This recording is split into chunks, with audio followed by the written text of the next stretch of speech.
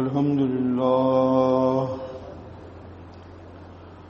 سبحان ذي الجبروت والملكوت والكبرياء والعظمة إن الحمد لله نحمده ونستعينه ونستغفره ونعوذ بالله من شرور أنفسنا ومن سيئات أعمالنا من يهده الله فلا مضل له ومن يضلل فلا هادي له واشهد ان لا اله الا الله وحده لا شريك له واشهد ان محمدا عبده ورسوله اما بعد فان خير الحديث كتاب الله وخير الهدي هدي محمد صلى الله عليه وسلم وشر الأمور محدثاتها وكل محدثة بدعة وكل بدعة ضلالة وكل ضلالة في النار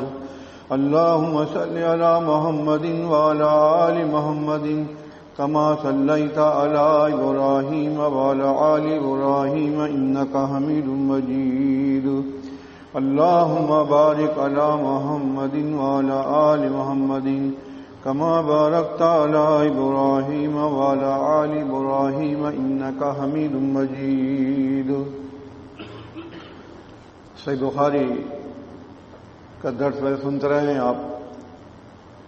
کسی زمانے میں دیا کرتا تھا، اس سے پہلے مسعود صاحب دیا کرتے تھے رحمۃ اللہ علیہ، پھر بیچ میں اس کو روک دیا ہم نے، تو وہ حلقے وائز بھی درس بخاری ہوتا رہا ہے، لیکن لوگوں کو بس سستی طاری ہے۔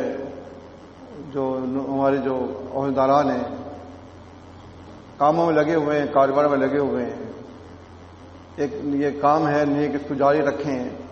میں یاد دلاؤں تو ان کو یاد آتا ہے ورنہ یاد ہی نہیں رہتا ان کو۔ تو اس سلسلے میں پھر یاد دہانی کے لیے کم سے کم ہفتے وار تو صحیح بخاری کا درس سن ہی لیا کریں آپ۔ باب ہے باب ما جاء فی قول اللہ تعالی، اللہ بلند و بالا کے قول کے سلسلے میں منظم من اللہ کیا وارد ہوا ہے، اس سلسلے کا باب۔ فَإِذَا قُضِيَتِ الصَّلَاةُ فَانتَشِرُوا فِي الْأَرْضِ وَابْتَغُوا مِنْ فَضْلِ اللَّهِ، جب نماز ختم ہو جائے تو پھر زمین میں تم پھیل سکتے ہو اور اللہ کا فضل تلاش کر سکتے ہو، کیونکہ یہاں آیت جو ہے پابندی کے بعد اجازت دی گئی ہے۔ جب کسی چیز کو منع کیا ہو اللہ تعالیٰ نے یا اس کے رسول نے اور پھر اس کی اجازت دی گئی ہو تو وہ نفل ہو جاتی ہے، بہتر ہو جاتی ہے، فرض نہیں ہے۔ اگرچہ صیغے امر کے ہیں مگر کیونکہ ممانعت کے بعد اجازت دی ہے، پہلے منع کہا کہ جب نماز سے وقت ہو تو کاروبار چھوڑ دو، جمعے کے لیے آ جاؤ، جمعہ پڑھ کے پھر تم پھیل سکتے ہو کاروبار کے لیے۔ دکانیں بند کی آپ نے، کاروبار موقوف کر دیا آپ نے آ کے جمعہ پڑھا، سنت پڑھ کے پھر آپ جا کے دکانیں کھول سکتے ہیں یا نہ کھولیں، آپ کی مرضی ہے نا۔ اس طرح سے حضرت ابو ہریرہ رضی اللہ عنہ روایت کرتے ہیں، کہتے ہیں انکم تقولون ان ابا ہریرہ یکثر الحدیث عن رسول اللہ صلی اللہ علیہ وسلم۔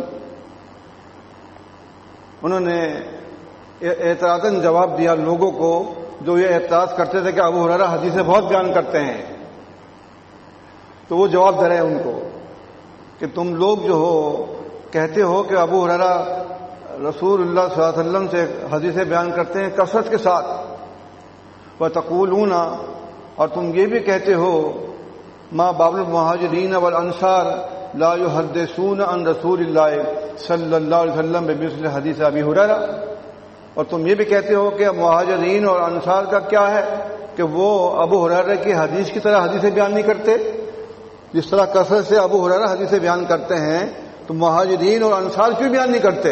ان کو بیان کرنا چاہیے۔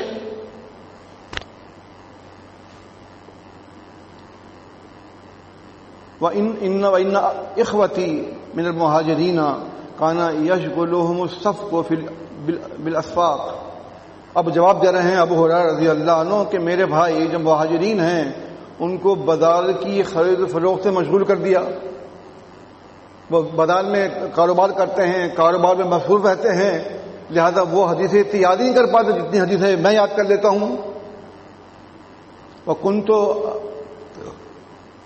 الزم رسول اللہ صلی اللہ علیہ وسلم علی مل بطنی، اور کہتے ہیں میں پیٹ بھرنے پر رسول اللہ صلی اللہ علیہ وسلم سے چمٹ جاتا۔ ترجمہ کیا کیا؟ سیال کوٹی جو ہیں وحید الزمان سیال کوٹی، پیٹ بھرنے کے لیے ابو ہریرہ لگے رہتے تھے۔ کتنا فرق ہے جو ترجمے میں، کہاں وہی کہہ رہے ہیں کہ پیٹ بھر جاتا میرا تو میں رسول اللہ صلی اللہ علیہ وسلم لگ جاتا حدیث یاد کرنے کے لیے، اور یہ کہنا کہ پیٹ بھرنے کے لیے لگے ہوئے تھے رسول اللہ کے ساتھ، تو بڑا فرق ہے۔ ان چیزوں کو شیعوں نے بڑا اچھالا کہ بھائی ان کے اہل سنت کے علماء نے وہ کیا ترجمہ کیا، یہ آپ کے سامنے موجود ہے کہ ابو ہریرہ تو دنیا دار آدمی تھے، پیسے کمانے کے لگے ہوئے تھے، اس طرح سے یہ تو ترجمہ کیا، اللہ ملے بطنی، میرے پیٹ بھرنے پر میں رسول اللہ صلی اللہ علیہ وسلم چمٹا رہتا۔ اپنا وجہ بتا رہے ہیں کہ مجھے حدیث یاد زیادہ کیوں ہیں، آپ لوگ تو کاروبار میں مشغول رہتے ہیں، سب انصار کھیتی باڑی میں لگے رہتے ہیں، میں مسکین آدمی ہوں، میرا پیٹ بھر جاتا تو میرا اور کوئی کام نہیں تھا سوائے حدیث یاد کرنے کے۔ واشہد اذا غابوا، جب وہ موجود نہ ہوتے میں موجود رہتا آپ کے پاس، مطلب میں بس ساتھ لگا رہتا اللہ کے نبی صلی اللہ علیہ وسلم کے ساتھ۔ واحفظوا اذا نسوا، جب وہ بھول جاتے میں وہ یاد کرتا حدیثوں کو، مطلب آپ نے کوئی حدیث بیان کری، مہاجرین انصار سب بیٹھے ہوتے تھے تو انہیں سن کے بھلا دیا، میں نے یاد کر لی۔ وکانا یشغل اخوتی من الانصار عمل اموالہم، اور کہتے کہ انصار جو ہیں ان کو کھیتی باڑی کے کام مشغول رکھتے تھے۔ وکنت امرا مسکینا من مساکین صفا، اور میں رہا ایک مسکین آدمی اصحاب صفا میں سے، مسکین میں سے ایک مسکین۔ صفا کا ایک چبوترا تھا، صفا چبوترے کا نام ہے، وہاں پر صحابہ کرام رضی اللہ عنہم وہ کیا کرتے تھے، بس وہ حدیث یاد، قرآن کی آیتیں حدیث یاد کرتے تھے، کہیں سے کھانا آ گیا تو کھا لیا، نہیں آیا لگے ہوئے ہیں، مست ہیں اپنے اللہ تعالیٰ کی یاد میں، اور اللہ تعالیٰ کو ان کو خیال نہیں ہے کہ یہ تو وہ لوگ ہیں دنیا کے بہترین لوگ جو دین کو محفوظ کر رہے ہیں، دین کو یاد کر رہے ہیں، تو کھانا اوپر سے اتر کے آتا ان کے لیے نہیں۔ مطلب اللہ تعالیٰ بھی دیکھتا ہے کہ کون آدمی شوق سے یاد کرتا ہے اور کون کسی اور وجہ سے یاد کرتا ہے، تو یہ تمام وجوہات بتا رہے ہیں ابو ہریرہ رضی اللہ عنہ۔ آئی ہینا ینسونا، اور میں یاد کر لے رہا جس وقت وہ بھول جاتے تھے۔ وقت قال رسول اللہ صلی اللہ علیہ وسلم فی حدیث یحدثہ، اور یقیناً اللہ کے رسول صلی اللہ علیہ وسلم نے اپنے حدیث میں بیان فرمایا ہے، بیان فرما رہے تھے، انہ لن یثبت احد صابہ حتی اخذ مقالۃ ہذہ ثم یجمع الیہ صابہ الا وعى ما اقول، کہتے ہیں فرمایا اللہ کے نبی صلی اللہ علیہ وسلم نے کہ تم میں سے کوئی آدمی اپنا کپڑا بچھا دے ایسے، یہاں تک کہ میں اپنا فرمان پورا کروں، اپنا یہ فرمان، اپنا یہ اپنی حدیث پوری کروں، پھر وہ کپڑا اپنا سمیٹ لے اپنے اوپر، مگر یہ کہ وہ جو میں کہہ رہا ہوں اس کو یاد ہو جائے گا۔ فبسطت نمرۃ علی حتی اذا قضى رسول اللہ صلی اللہ علیہ وسلم مقالتہ، کہتے ہیں کہ میں نے اپنا کپڑا جو میرے اوپر تھا میں نے اس کو بچھا دیا یہاں تک کہ رسول اللہ صلی اللہ علیہ وسلم نے اپنا فرمان پورا کر دیا۔ وجمعتها الى صدری، اور میں نے وہ کپڑوں کو پھر اپنے سینے میں لپیٹ لیا۔ فما نسیت من مقالۃ رسول اللہ صلی اللہ علیہ وسلم من شیء، پھر میں اللہ کے رسول صلی اللہ علیہ وسلم کی احادیث کو جو کچھ بھی بیان کرتے میں بھولتا نہیں تھا۔ وجہ یہ ہے کہ یہاں وہ بات چھوڑ دی اب امام بخاری رحمۃ اللہ علیہ نے، ممکن آگے آ جائیں، انہوں نے شکایت کری ابو ہریرہ رضی اللہ عنہ نے کہ اللہ کے نبی صلی اللہ علیہ وسلم جو آپ حدیثیں بیان کرتے ہیں وہ نکل جاتی ہیں حافظے سے، آپ میری دعا فرمائیے کہ جو میں آپ سے حدیث سنتا ہوں وہ میں یاد کر لوں، مجھ سے مطلب نکل نہ جائیں، بھول نہ جاؤں میں۔ تو پھر آپ نے فرمایا چلو تم ایسا کرو، تو اس پر جب انہوں نے کپڑا بچھا کے ایسا کیا تو کہتے پھر میں رسول صلی اللہ علیہ وسلم کی حدیثیں یاد کر لیا کرتا تھا۔ یہ ان کی فضیلت تھی، اس وجہ سے ان کو حدیثیں بہت زیادہ یاد ہوتی تھیں، اور مہاجرین انصار کو حدیثیں اتنی یاد نہیں ہوتی تھی، اور ویسے بھی وہ کاروبار میں مشغول رہا کرتے تھے، ان کا کاروبار صرف حدیث یاد کرنا تھا۔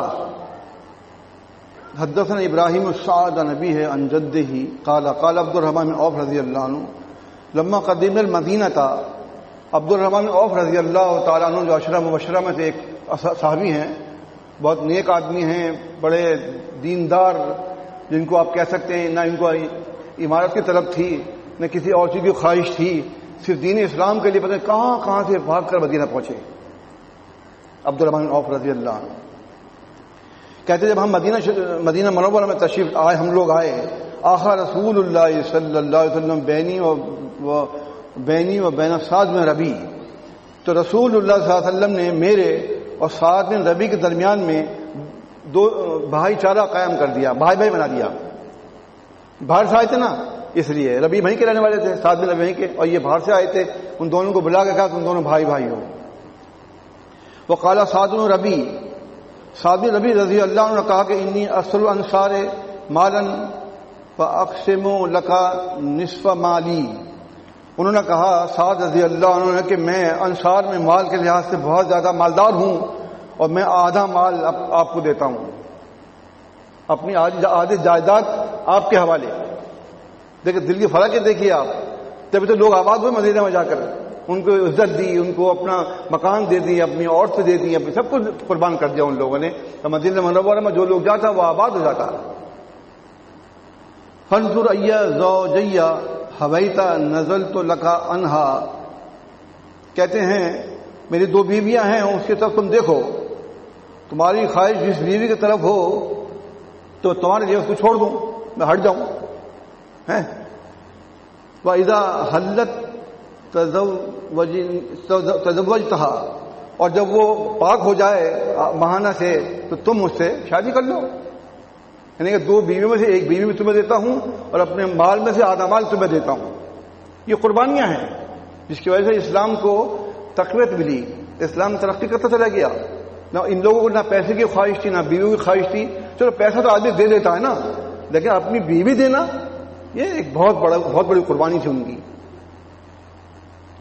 قالا، کہتے ہیں فقال عبد الرحمن لا حاجت علی بذالک، انہوں نے کہا مجھے نہ آپ کے بیوی میں کوئی دلچسپی ہے اور نہ آپ کے مال میں کوئی دلچسپی ہے۔ جواب دیکھیے آپ، جیسی پیشکش کی ویسے ہی انہوں نے جواب بھی دیا، یہ نہیں کہ اچھا بھائی لاؤ ایک بیوی دے دو اور آدھا مال مجھے دے دو، ہاں میں مسلم بھائی ہوں تمہارا، کوئی بات نہیں ہے، آپ نے قربانی دی اللہ آپ کی قربانی قبول کرے، نہیں ایسا نہیں کہا انہوں نے کیا کہا کہ اللہ تعالیٰ جو ہے، یہاں الفاظ آئے نہیں ہیں آگے ہیں، انہوں نے کہا آپ کی بارک اللہ لک فی اہلک و مالک، اللہ آپ کے اہل میں اور مال میں برکت عطا فرمائے، مجھے اس کی کوئی خواہش نہیں ہے۔ حل من سوق فیہ تجارت، کیا تمہارے یہاں کوئی بازار ہے جہاں پر خرید و فروخت ہوتی ہو، مجھے وہ بتاؤ۔ یہ ہے اصل میں خودداری، یہ نہیں کہ کسی کے پیسے لے کے بیٹھ گئے، حالانکہ وہ خود دے رہے تھے، لے سکتے تھے، نہیں، انہوں نے کہا مجھے بازار بتاؤ، میں جا کے محنت کر کے کاروبار کروں گا۔ قال سوق القینقاع، انہوں نے کہا کہ قینقاع کا بازار لگتا ہے یہاں پر۔ قال فغدا الیہ عبد الرحمن، تو کہتے عبد الرحمن بن عوف رضی اللہ عنہ صبح کو بازار گئے، فأتی بعقۃ وسمن، پھر وہاں سے وہ گھی اور پنیر خرید کر لائے، مطلب گھی اور پنیر کا کام کر لیا انہوں نے، گھی اور پنیر جو ہوتا نہیں ہے یہ وہاں پہ اس کا کام کر لیا انہوں نے، اس کا کاروبار شروع کر دیا انہوں نے۔ آپ جانتے ہیں کہ جو اللہ تعالیٰ کے لیے آیا ہو تو اللہ پہ ذمہ داری عائد ہوتی ہے کہ اس کو اس کی سر میں بڑھا دے، اس کے کاروبار کو اچھا کر دے، اس میں برکت دے دے۔ اصل چاہت کیا ہے؟ برکت دینا۔ تھوڑا کام بھی ہے، تھوڑا مال بھی ہے، برکت والا ہے تو وہ ختم نہیں ہوتا ہے۔ زیادہ مال ہو، بے برکتی ہو، وہ ایسے ختم ہو جائے گا۔ آپ خود سوچتے رہیں گے میں نے اتنے پیسے کمائے کہاں چلے گئے ہیں؟ سوچے ہی ہیں کیوں ایسا ہوتا ہے کہ آدمی کا جھوٹ بولا ہے، کہیں کسی کے پیسے مار لیے، کسی سے عبادت خیراتی کری، کچھ بہت دل میں بےمانیاں آتی ہیں کاروبار کے حلقے میں، کاروبار کے میدان میں۔ ان سے اگر بچتا ہوا آدمی اگر اللہ تعالیٰ کے دین کو سامنے رکھتے ہوئے کاروبار کرتا ہے، کاروبار میں کہیں جھوٹ نہیں بولتا ہے، تو پھر اس کا کاروبار میں اس کے پیسے میں برکت رہے گی، بورے کا لہوں گا، اس میں برکت دے دی جاتی ہے، اور اگر نہیں تو برکت صرف کر لی جاتی ہے، پیسے آئیں گے پتہ نہیں چلیں گے آپ کو۔ ثم تاب الغدو، کہتے ہیں کہ پھر وہ مسلسل صبح کو بازار جاتے اور گھی اور پنیر خریدتے جاتے، اس طرح بیچتے رہے۔ ہما لبس انجا عبد الرحمن علیہ اثر سفرت، کہتے ہیں اسی طرح معاملہ چلتا رہا کہ عبد الرحمن بن ایک دن آئے تو ان کے کپڑے پر زردی کا نشان لگا ہوا تھا، بٹنا جسے بولتے ہیں نا، جو عورتیں لگاتی ہیں شادی کے موقع پر، پیلے رنگ کا، وہ ہلدی سے بناتے ہیں. فقال رسول اللہ صلی اللہ علیہ وسلم تزوجت، تو فرمایا اللہ کے رسول صلی اللہ علیہ وسلم نے کیا تم نے شادی کر لی عبد الرحمن؟ قال نعم، انہوں نے کہا جی. قال ومن، آپ نے فرمایا کس سے شادی کر لی؟ قال امراۃ من الانصار، انہوں نے کہا انصار کی کوئی عورت ہے اس سے شادی کریے. قال کم سقتا، آپ نے فرمایا تم نے کتنا مہر دیا اس کو؟ قال زینت نوات من ذهب، اور نوات من ذهب انہیں گٹھلی کے برابر سونا، کھجور کی گٹھلی نا اس سے برابر سونا، 1 تولہ لگا لیں، 1 تولہ یا آدھا تولہ سونا ہوگا، یہ دیا اس کو میں نے مہر میں. فقال له النبی صلی اللہ علیہ وسلم اولم ولو بشاۃ، پھر اللہ کے نبی صلی اللہ علیہ وسلم کو حکم دیا کہ ولیمہ کرو، اگرچہ ایک بکری سے ولیمہ کرو. ولیمہ کا حکم دے دیا آپ نے، ولیمہ کریں جو جس کا حکم میں فرض ہے. بہتر ہے کہ دن میں کریے، آپ شام کو رات کو بھی کر سکتے ہیں، ٹھیک ہے نا. اب یہاں دیکھیں گے آپ کہ مہر کے اندر جو ہے نا ہمارے ہاں بہت غلو ہوتا ہے. مطلب کیا، مہر باندھتے وقت جو ہے نا لڑکی والی چاہتا کہ سارا اس کا مال میری بچی کو باندھ دو، چاہے وہ لڑکا کہیں بھی جائے، میری بچی کو دے دو مہر دینا. ایسا نہیں ہونا چاہیے. مہر کا ایک پیمانہ دیا ہے. صحیح حاکم میں صحیح حدیث ہے، فرمایا اللہ کے نبی صلی اللہ علیہ وسلم نے کم مہر میں برکت ہے. وہی بات برکت کی آ گئی. اگر آپ کم مہر باندھتے ہو برکت والا ہے تو وہ کبھی ضائع نہیں ہوگا. اور آپ نے 1 لاکھ باندھ دیے، 50,000 باندھ دیے، 25,000 باندھ دیے، وہ نہیں ہے. یہ چیز بھی معاشرے کے اندر کیا کہتے ہیں مشہوری کا باعث بنتی ہے. جب شادی بیاہ ہوتی ہے تو بات تو پھیلتی ہے نا، تو کہیں گے مسلم تو بڑا بڑا مہر باندھتے ہیں. اور پھر خیال کیا کہ یار لڑکی لڑکا چلان جائے، ارے بہت کچھ جانا ہوگا تو تم 2 لاکھ باندھو تو چھوڑ لا کے بھاگ جائے گا، اس سے کیا. یہ بات غلط ہے. پھر عمر بن خطاب رضی اللہ تعالیٰ عنہ اپنے دور حکومت میں ایک دن نکلے تو معلوم ہوا کہ فلاں جگہ شادی ہے، سنن کبریٰ بہقی میں صحیح سند کے ساتھ. انہوں نے کوڑا پکڑا اور کوڑا لے کر مارا کہ تم اتنا غلو کرتے ہو مہر کے اندر، نہیں مہر کم باندھو، مہر کم باندھنے میں برکت بھی ہے اور حکم رسول بھی ہے. اس طریقے سے مہر کے اندر غلو مت کریے. دیکھیے جو چیز غلط ہے وہ غلط ہے، آپ کے غلط کرنے سے وہ صحیح نہیں ہو جائے گی. جو کام غلط ہے وہ غلط ہے. آپ سنت کے مطابق چلیے. آپ دیکھیں ہم نے کبھی دیکھا بچپن میں کہ 32.5 روپے مہر باندھتے تھے. کتنے؟ 32.5 روپے مہر باندھتے تھے. کوئی خطرہ نہیں تھا. کہیں سے بلند شہر سے بارات آ رہی ہیں، شکارپور سے آ رہی ہیں، سہارنپور سے آ رئی ہیں، علی گڑھ سے آتی ہیں، کوئی ایسا نہیں، دہلی سے یا سب جگہ سے باراتیں آتی تھیں. لیکن مہر 32.5 روپے ہی بندے گا، خواہ وہ مالدار آدمی ہو خواہ وہ غریب آدمی ہو. اس طرح سے مطلب یہ آپ سمجھے دنیاوی طور پہ پنچ نے یا جو بیٹھتے تھے انہوں نے قانون دے دیا کہ بھائی یہ 32 روپے صحیح ہے، مہر سے نہیں ہے، اس زیادہ نہیں بننا چاہیے. تو وہ لوگ کہیں بہتر تھے. آج دیکھو تو مہر کہیں کہ وہ بہتات ہے، یہ صحیح نہیں ہے. تو فرمایا اللہ کے نبی صلی اللہ علیہ وسلم نے کہ ایک بکری سے ولیمہ کرو، ولیمہ ضرور کرو، ٹھیک ہے. ابن عباس رضی اللہ تعالیٰ عنہ کہتے ہیں کانت اکاز و مجنہ و ذو المزاج اسواقاً فی الجاہلیت، کہتے ہیں کہ اکاز، مجنہ اور ذو المزاج جو ہیں یہ جاہلیت میں بازار تھے. ان بازاروں کو یہ نام دیا ہوا تھا.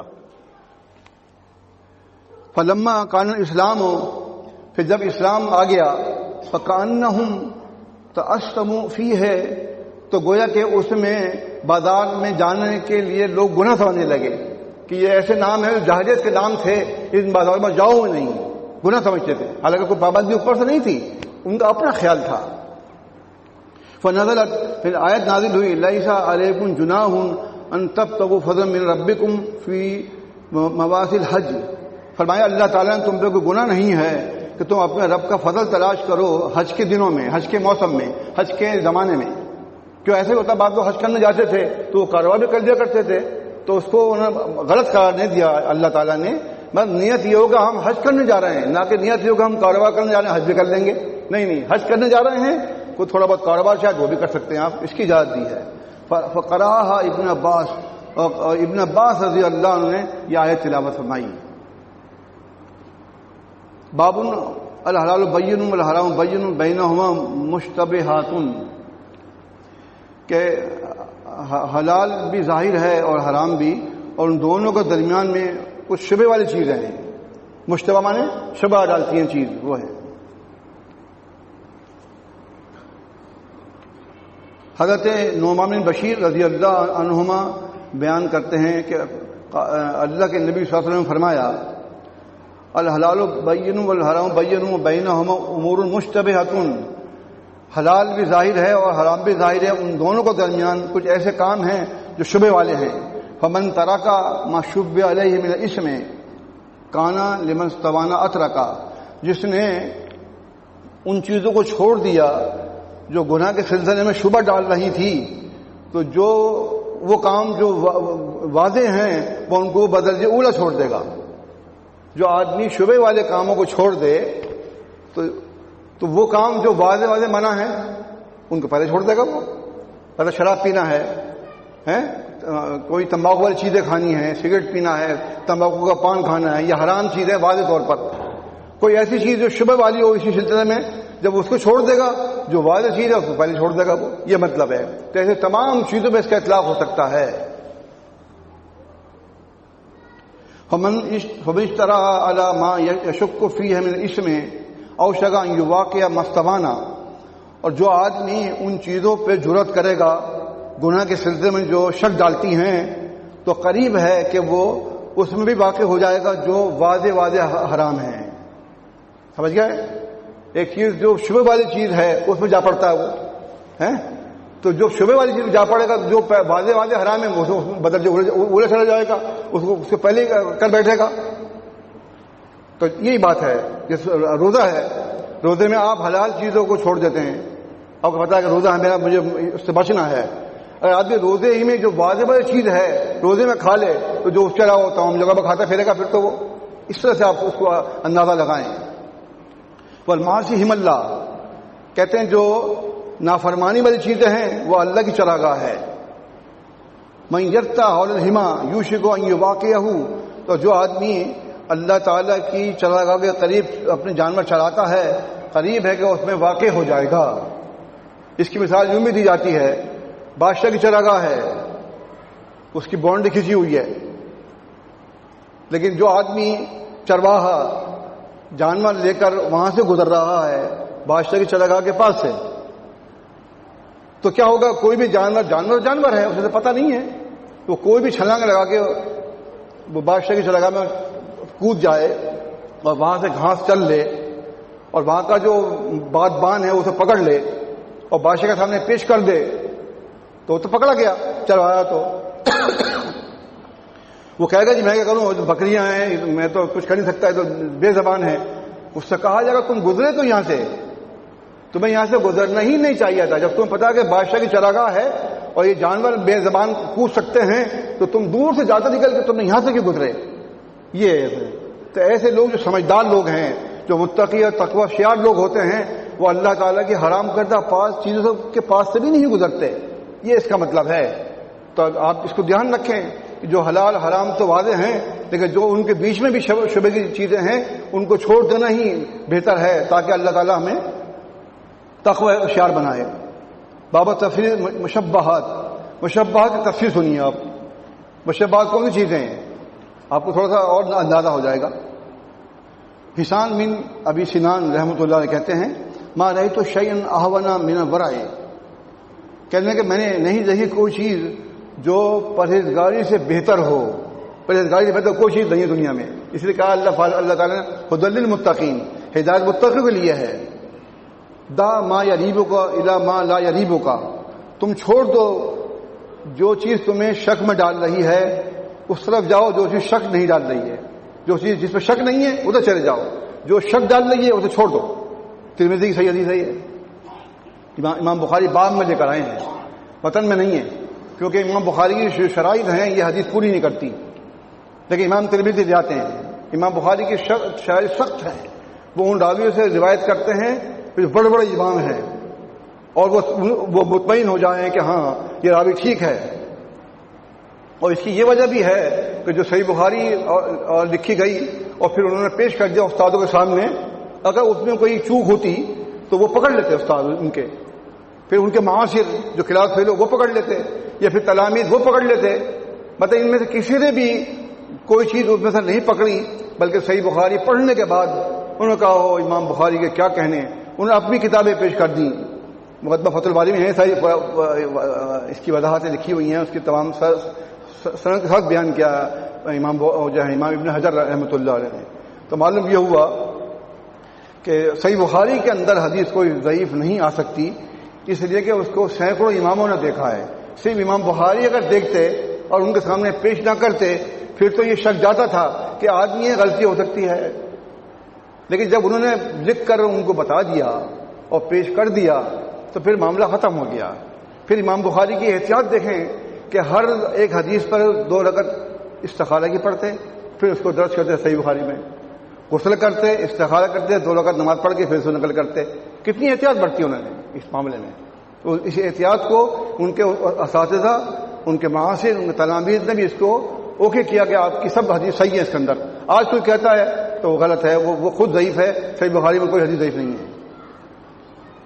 عقبہ بن حارث رضی اللہ عنہ سے روایت ہے، ان امرأۃ سوداء جاءت فزعمت انہا ارضعتہما،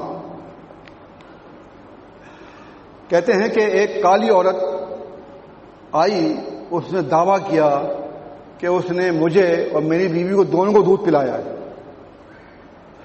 اس زمانے میں نے ہندوستان میں بھی دیکھا ہے کہ عورتیں دودھ پلایا کرتی تھی بچوں کو آ کے، جن کے عورتوں کو دودھ نہیں ہوتا ہے، دودھ خشک ہو جاتا ہے یا دودھ بہت سے نہیں ہوتا ہے، کم ہوتا ہے، تو وہ تھوڑا بہت پیسے دے کر جن عورتوں کو دودھ آتا تھا ان کو لگا دیا کرتی تھی۔ وہ دودھ انہوں نے پلایا 2 ٹائم اور چلی گئی، یا پیسے لے لیے یا آٹا دے دیا، غلہ دے دیا، کچھ بھی ایسے آپ کے زمانے میں بھی ہوتا تھا، اللہ کے نبی صلی اللہ علیہ وسلم زمانے میں۔ اور یہ وجہ ہے کہ رسول صلی اللہ علیہ وسلم کو بھی رضائی ماں ملی تھی، دائیا، ٹھیک ہے نا، ماں حلیمہ، انہوں نے ان کو پالا پوسا، سب کام کیا تھا۔ اس طرح سے یہ کہہ رہی ہے کہ میں نے تمہیں اور تمہاری بیوی کو دودھ پلایا ہے۔ اب دونوں رضائی بہن بھائی ہو گئے اور ان کی شادی ہوئی ہے میاں بیوی کے حیثیت سے۔ وہ ذکر للنبی صلی اللہ علیہ وسلم فأعرض عنہ، تو عقبہ بن حارث رضی اللہ عنہ نے اللہ کے نبی صلی اللہ علیہ وسلم ذکر کیا تو آپ نے اس سے اعراض کیا۔ تبسم النبی صلی اللہ علیہ وسلم، اور نبی صلی اللہ علیہ وسلم تبسم فرمایا، مسکرایا۔ یہ کیا بات کہہ رہے ہیں؟ مشکل بات تھی نا بہت بھائی، بہت مشکل بات ہے کہ اب اس کو چھوڑنا، ان کو سب کرنا بہت۔ قال کیف وقد قیل، تو فرمایا اللہ کے نبی صلی اللہ علیہ وسلم نے اب کیا کرو گے جو کہا گیا ہے، جو بات عورت نے بیان کری ہے کہ تم دونوں بہن بھائی ہو، اب تم کیا کرو گے؟ وقد کانت تحتہ ابنۃ ابی اہاب تیمی، اور کہتے ہیں کہ ان کے نیچے ابو اہاب تیمی کی لڑکی تھی۔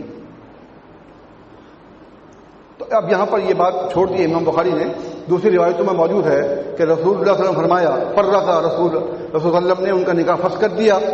عقبہ بن حارث سے کہا رضی اللہ عنہ تم اور شادی کر لو، اور اس لڑکی سے کہا تم الگ شادی کر لو، ان کا نکاح توڑ دیا، ختم کر دیا، کیونکہ دونوں بہن بھائی تو رہ نہیں سکتے تھے۔ شریک بہن بھائی، دو شریک بہن بھائی ویسے ہی ہیں جیسے سگے بہن بھائی دونوں، ان میں کوئی فرق نہیں ہے۔ جو نسب سگے بہن بھائیوں کے ہوتے ہیں وہی نسب رضائی بہن بھائیوں کے ہوتے ہیں، ان میں کوئی فرق نہیں ہے۔ حضرت عائشہ صدیقہ طاہرہ مطہرہ رضی اللہ عنہ کہتی ہیں، کانا عتبہ بن وقاص اہدی الی اخی سعد بن وقاص، کہتے ہیں عتبہ بن وقاص نے سعد ابن وقاص رضی اللہ عنہ جو ان کے بھائی تھے ان سے عہد لیا، ان ابن ولیدۃ زمع منی فاقبضہ، ولیدہ جو لونڈی ہے، زمع کی لونڈی جو ہے اس کے پیٹ میں جو بچہ ہے وہ میرا ہے، جو بچہ جانے تم لے لینا اس کو۔ کس نے کہا؟ سعد رضی اللہ عنہ۔ کس نے کہا؟ عتبہ نے۔ عتبہ بھی مسلم نہیں ہوئے تھے، عتبہ اور پہلے مر گئے تھے۔ سعد رضی اللہ عنہ کو جو ان کے بھائی نے وصیت کی تھی وہ ان کو یاد تھی۔ قالت، کہتی ہیں عائشہ صدیقہ، فلما کانا عام الفتح اخذہ سعد بن وقاص، کہ جب فتح کا سال آیا تو سعد بن وقاص نے ان کو لے لیا، پکڑ لیا۔ ابن اخی قد عہدہ الیہ فیہ، کہ نہیں میرے بھائی کا بیٹا ہے اور میرے بھائی نے مجھ سے عہد لیا تھا اس سلسلے میں۔ فقام اب بن زمع، کہتے اب بن زمع کھڑے ہوئے، وقال اخی وابن ولیدۃ ابی ولد علی فراشہ، انہوں نے کہا اب بن زمع نے، یعنی کہ یہ میرا بھائی ہے اور میرے کیا نام ہے باپ کی لونڈی کا بیٹا ہے اور میرے باپ کے بستر پر جنا گیا۔ فتسابقا الی النبی صلی اللہ علیہ وسلم، پھر وہ دونوں اپنا مقدمہ اللہ کے نبی صلی اللہ علیہ وسلم کے پاس بھاگ کے لے گئے۔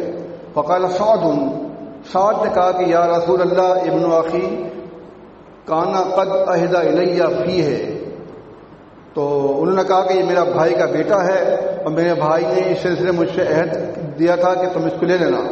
وقال عبد بن زمع اخی وابن ولیدۃ ابی ولد علی فراشی، عبد بن زمع نے کہا کہ یہ میرا بھائی ہے، میرے باپ کی لونڈی کا بیٹا ہے اور میرے باپ کے بستر پہ جنا گیا ہے۔ فقال رسول اللہ صلی اللہ علیہ وسلم هو لك یا عبد بن زمع، فرمایا اللہ کے رسول صلی اللہ علیہ وسلم نے عبد بن زمع یہ تمہارا بھائی ہے، تم لے جاؤ۔ ثم قال النبی صلی اللہ علیہ وسلم الولد للفراش والآخر حجر، فرمایا اللہ کے نبی صلی اللہ علیہ وسلم نے بچہ اس کا ہوگا جس کے بستر پہ وہ جنا گیا، اور جانے کے لیے پتھر ہے۔ مطلب یہ کہ لونڈی تھی وہ جمع کی، اور عتبہ نے اس کے ساتھ جو بھی کام کیا وہ ناجائز طریقے سے کیا، جائز طریقے سے نہیں کیا۔ اس لیے فرمایا آپ نے کہ وہ زندہ ہوتے عتبہ تو ان کو ہم سنسار کر دیتے، مار ڈالتے، اور بچہ اس کا ہے جس کے بستر پر جنا گیا، یعنی کہ زمع جو ولیدہ ہیں ان کے والد صاحب کا بیٹا بنا اور ان کو دے دیا عبد بن زمع کو۔ مطلب یہاں بھی وہی بات ہے، آپ دیکھیں گے کہ ثم قال لسودہ بنت زمع زوج النبی صلی اللہ علیہ وسلم احتجب منہ یا سودہ، اللہ کے نبی صلی اللہ علیہ وسلم نے سودہ بنت زمع جو نبی صلی اللہ علیہ وسلم کے زوجہ ہیں ان سے کہا کہ تم اس سے پردہ کرنا ہے سودا۔ آپ حدیث سمجھیں، تھوڑی مشکل تو ہے، یہاں یہ شک پیدا ہو گیا کہ عتبہ نے کہا کہ یہ بچہ میرا ہے، اب بن زمع نے کہا کہ نہیں یہ میرا بھائی ہے، میرے باپ کے بستر پر جنا گیا ہے۔ ٹھیک ہے نا، وہ بات تو صحیح ہے، جو قانون دیا ہے اللہ تعالیٰ نے کہ جس کے بستر پر جنا گیا اس کا بیٹا ہے یہ، ٹھیک ہے نا، اور جو کہہ رہا ہے باہر سے دعویٰ کر رہا ہے اس کو ہم پکڑ لیں گے، اس کو رجم کر لیں گے۔ لیکن یہ خدشہ تھا کہ ان کی لونڈی نے کوئی غلط کام کرایا ہو، اور عبد بن زمع کی لونڈی جو ہے اس نے غلط کام کرایا ہو جس کی وجہ سے یہ شک ہو رہا تھا آپ کو، تو شک کو چھوڑ کے آپ نے کیا فرمایا کہ تم اس سے پردہ کرو۔ تو یہ شک سے بچنا، یقینی بات سے آ گئے اور شک کو چھوڑ دیا آپ نے۔ یہ بات حدیث اس لیے ذکر آئی امام بخاری رحمۃ اللہ علیہ۔ اصل میں یہ چیز ویسے بھی ہمارے لیے انجان ہے، ہمارے ہاں یہ چیزیں نہیں ہیں، بلکہ کہیں بھی ان چیزوں کا جو ہے نا اس بات نہیں ملتا، جہاں بھی جائیں، عرب میں جائیں، کہیں اور جائیں، ایسا ملتا نہیں ہے جو اب میں بتا رہا ہوں آپ کو۔ دو شریک بہت کم ہو گیا معاملہ، دو شریک کے قوانین اکثر لوگوں کو پتہ ہی نہیں ہے، اور یہ جو لونڈی اور جو غلام ہیں ان کا طریقہ کار ہمارے ہاں رائج ہی نہیں ہے، اس سلسلے میں پتہ نہیں ہے، لیکن بہرحال پھر بھی مسئلے کا پتہ ہونا چاہیے۔ ابھی حدیث چل رہی ہیں، اس میں انشاءاللہ آئیں گی اگلے ہفتے انشاءاللہ۔ استغفر اللہ۔